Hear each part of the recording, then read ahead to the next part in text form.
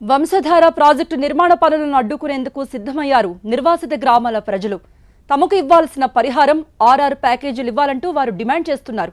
పునరావాస చర్యలు చేపట్టకుండా పనులు చేపడితే చూస్తూ ఊరుకోబోమని హెచ్చరించారు నిర్వాసితులు.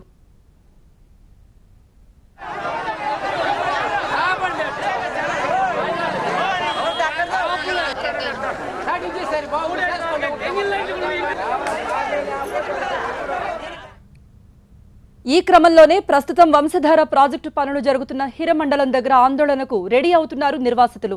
దీంతో వంశధార ప్రాజెక్టు పరిధిలో పనులు జరుగుతున్న ప్రాంతాల్లో భారీగా పోలీసుల్ని మోహరించారు అధికారులు. ఇటు నిర్వాసితులు అటు పోలీసుల మోహరింపుతో ఉద్రిక్త పరిస్థితి నెలకొంది.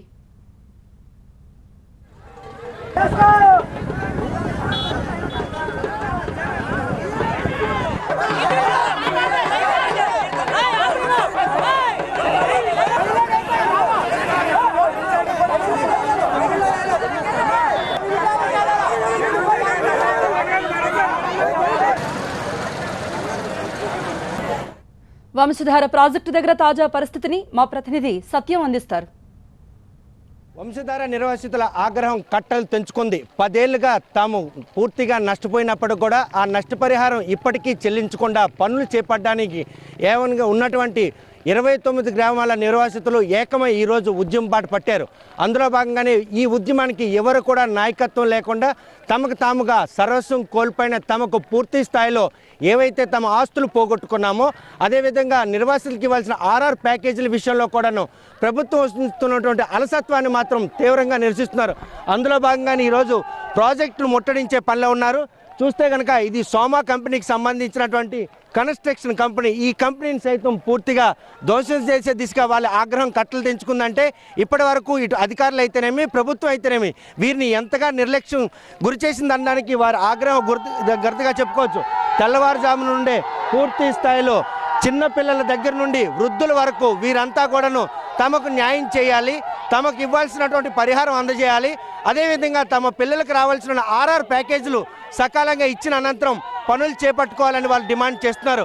చూస్తే కనుక ఇటీవల జిల్లా పర్యటనకై విచ్చేసినటువంటి ఇరిగేషన్ శాఖ మంత్రి మాత్రం జిల్లాలో వంశధార ప్రాజెక్టుని ప్రతిష్టాత్మకంగా తీసుకున్నాం, కావలసిన నిధులు ఇచ్చాం, ఆ నిధులకు సంబంధించిన నిర్మాణ పనులు ఎందుకు జాప్యం జరుగుతున్నాయని ఒక ప్రశ్న అధికారులకు వేశారే తప్ప ఇటు నిర్వాసితులకు సంబంధించినటువంటి పరిహారం చెల్లించడం విషయంలో ఎందుకు ఆయన ప్రశ్నించలేదని వీరంతా కూడా ఏక కంఠంతో ప్రశ్నిస్తున్నారు. ఇరిగేషన్ శాఖ మంత్రి వైఖరి, అదేవిధంగా ఇటీవల సమీక్ష నిర్వహించినటువంటి కార్మిక శాఖ మంత్రి సైతం చూస్తే కనుక అధికారులే ఈ ప్రాజెక్టును కావాలని అలసత్వం చేస్తున్నారు. అవసరమైతే నిర్వాసితులపై కేసులు నమోదు చేసి అడ్డొచ్చిన వారిని తరిమి కొట్టి పనులు చేపట్టాలని అధికారులకు ఆదేశించారు. మరోవైపు పోలీసుల వైఖరిని కూడా వారు పూర్తి స్థాయిలో తప్పుపట్టారు. ఎందుకంటే అడుగడుగున పనులను ఆటంకం కల్పిస్తున్నటువంటి నిర్వాసితులకు ఎందుకు అడ్డకట్ట వేయలేకపోతున్నారు, ఆ అడ్డకట్ట వేసి పనులు మాత్రం త్వరితగతి పూర్తి చేయాలి. శాంతి భద్రత నిఘాతం కలిగించినా వారికి సంబంధించిన కేసులు నమోదు చేసి పనులు పూర్తి చేయాలని కోరుతున్నారు. మనం చూస్తున్నాం ప్రస్తుతానికి సోమా కంపెనీకి సంబంధించిన వాహనాలన్నీ అగ్నికి ఆహుతవుతున్నాయి. చూస్తే ఎక్కడ కూడా కన్స్ట్రక్షన్ సైట్లో కూడాను మొత్తం వాహనాలను ధ్వంసం చేసినటువంటి నిర్వాసిత గ్రామాల ప్రజలు నేడు తమ పూర్తి స్థాయిలో న్యాయం జరిగేంత వరకు తమ ఉద్యమం ఇలాగే కొనసాగుతుందని చెప్తున్నారు. తాడో పడే తెలుసుకుని నిలువు నేడు లేని తమకు గూడు కల్పించాలి, సర్వస్వం కోల్పోయించిన తమకు పునరావాసం కల్పించడంతో పాటు ఏదైతే ప్రభుత్వం ఆదేశించినటువంటి ఆర్ఆర్ ప్యాకేజీలు ఉన్నాయో చిన్నపిల్లలు 10 ఏళ్ళుగా ఈ ప్రాజెక్టు అలసత్వం గురవుతున్న ఈ నేపథ్యంలో 10 ఏళ్ళుగా నిధుల కొరతో అల్లాడుతున్నటువంటి ఈ వంశధార ప్రాజెక్టు పనులను చేపట్టేందుకు శ్రద్ధ చూపుతున్నటువంటి ప్రభుత్వం ఇటు నిర్వాసితుల సమస్యల విషయంలో ఎందుకు చొరవ తీసుకోవట్లేదు.